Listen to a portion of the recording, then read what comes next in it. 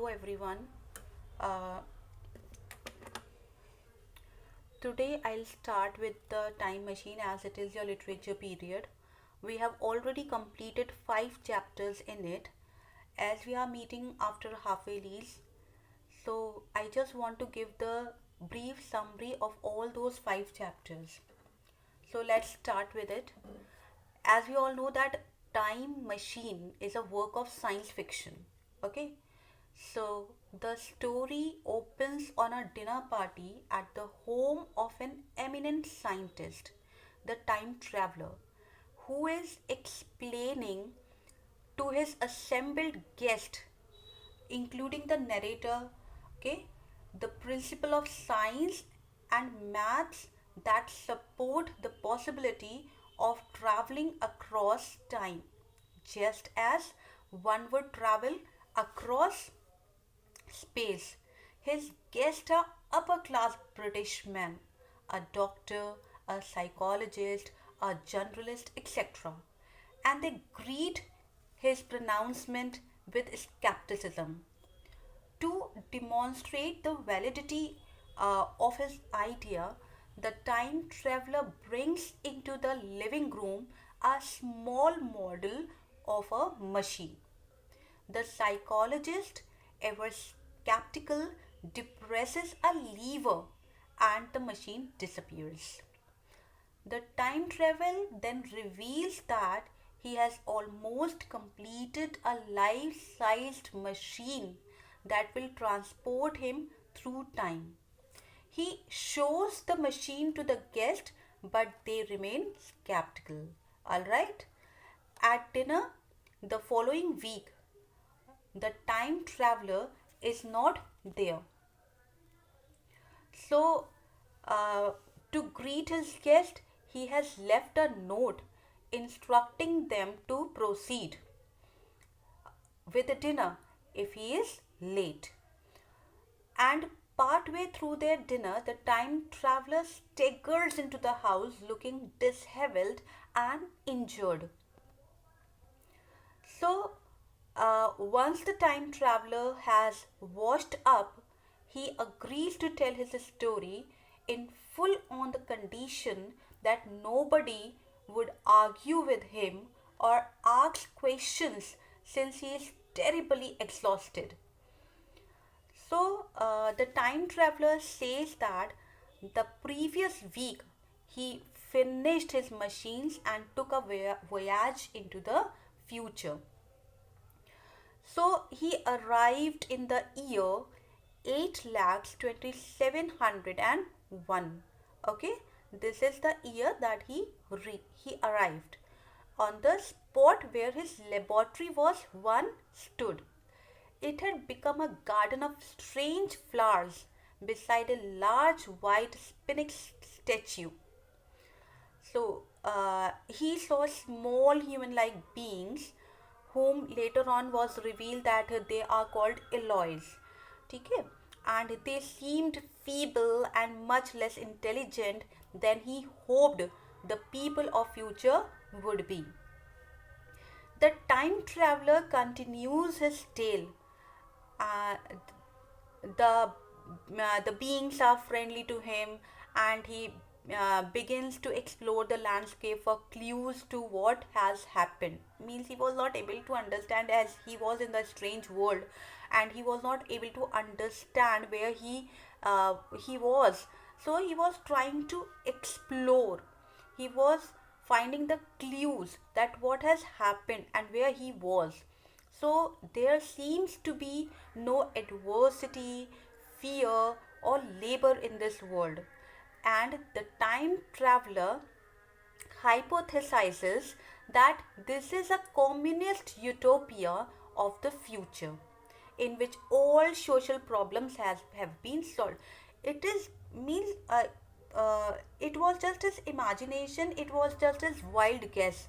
He miss with full confidence he could not say anything because the people over there could not understand his language, as I told you earlier also. So this was just a wild guess whatever he was thinking about that place, about those people. Okay, so is that all right? He believes that this explains the weakness and stupidity of the beings. There is no need for force or intelligence in a world of peace and plenty. The time traveler is briefly delighted, but despite thinking that all the problems are solved, he is still disappointed that future humans are not as smarter or more curious. Means when he saw the future people, so means he was astounded. He was not able to believe uh, that he was expecting them to be very clever and curious, but what did he find? That these people were not smarter or more curious. When the time traveler returns to the garden where he landed his time machine, he realizes that his time machine is gone. It has been stolen by someone. So he briefly goes into the rage fueled panic and then decides that the rational course of action is to study this new world, learn its ways, and let this knowledge lead him back to the time machine. Seeing grooves in the grass leads him to believe that the machine has been hidden behind a metal panel in the pedestal of the spinning statue, but it won't give when he tries to open it.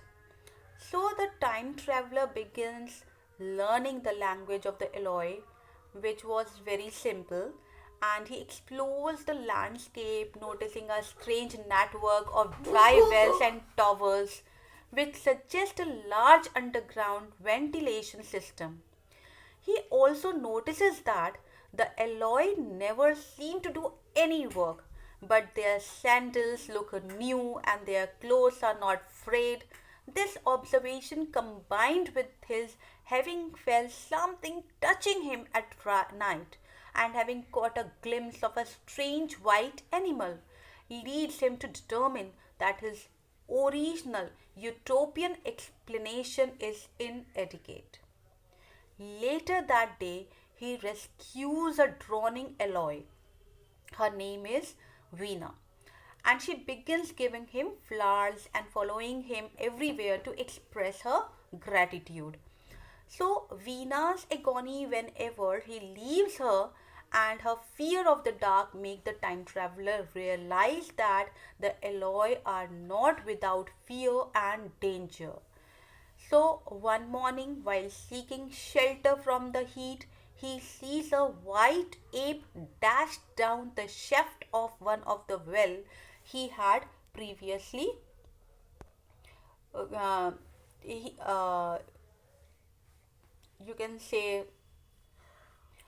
he had previously observed. Okay, the time traveler concludes, feeling disgusted that the Eloi are not the only species that have evolved from humans of his day, the Morlocks, as the ape being are called, are human descendants too.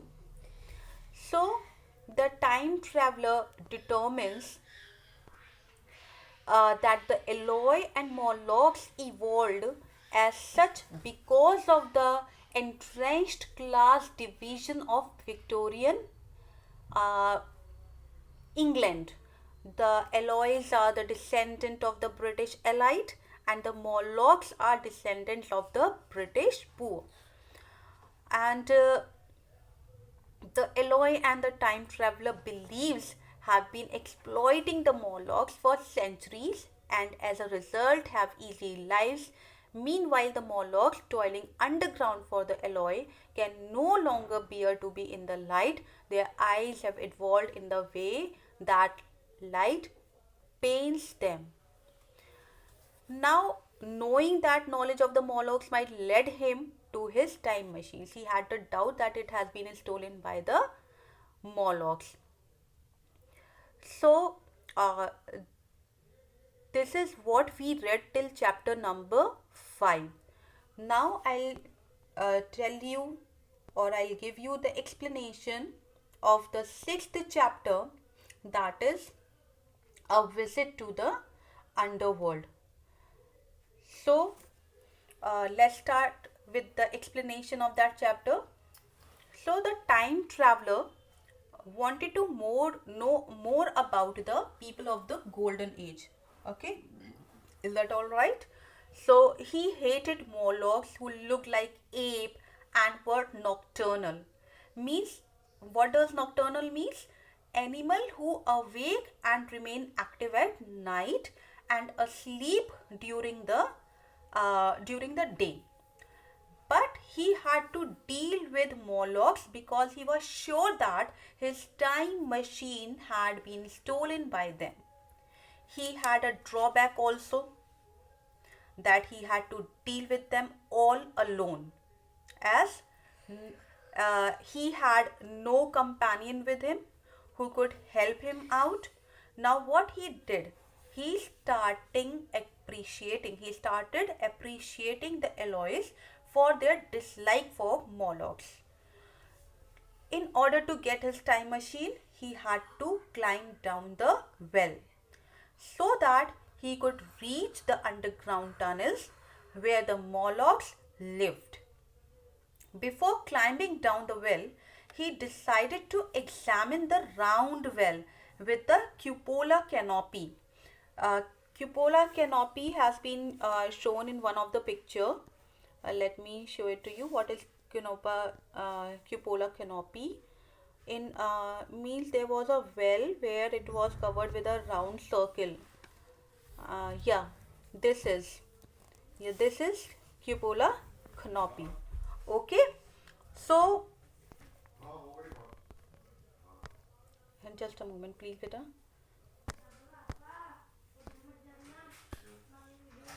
So he decided to examine the round well with the cupola canopy. So it is a part of a roof shaped like a half a ball. So Veena the Eloy woman who was with him, she got scared. Why she got scared? To see the time traveler getting under the well. She got scared when she saw that the time traveler is trying to go inside the well where the Morlocks lived. So time traveler went down with the help of the ladder. There was a ladder on that well. Okay, you can see in the picture also that there was a ladder through which he went inside.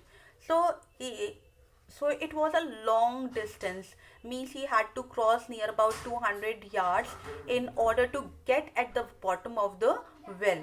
So it was dark there. When he reached down, it was dark there. He somehow managed to reach there. The Morlocks came near and touches him. Means when he reached down, so he reached at the bottom.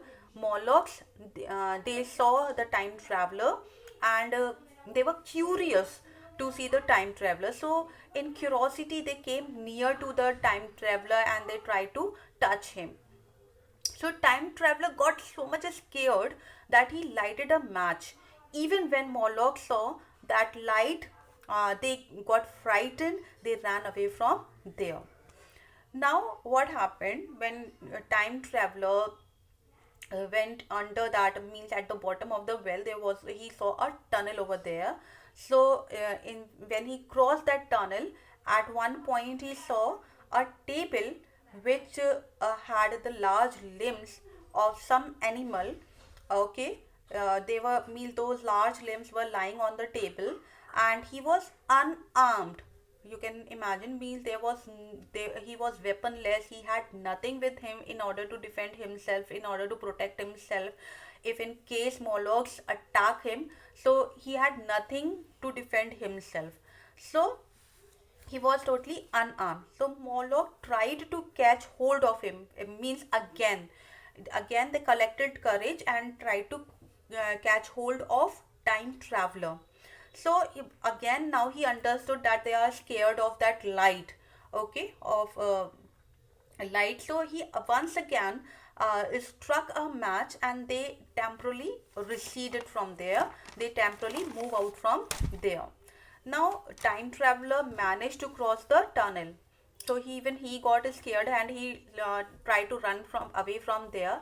So he managed to cross the tunnel and reach the ladder to climb out of the well. the Molochs caught his feet again. Now they thought that time traveler is an enemy, so they again caught his feet and tried to pull him down, but he somehow again managed to escape from there. Means he pulled their hands, and with full force he tried to climb the ladder, but he reached the top, and the air, means because inside the well it was too smelly over there, he was not able to breathe properly. It was too stinky over there. So when he reached at the top of the well, the air and the soil smelled sweet to him, compared to the bad odor in the tunnel below. So this is what is there in the chapter 6. If you don't understand anything, if you have any query, I can clear it in your doubt clearing class. Okay, till then, bye bye.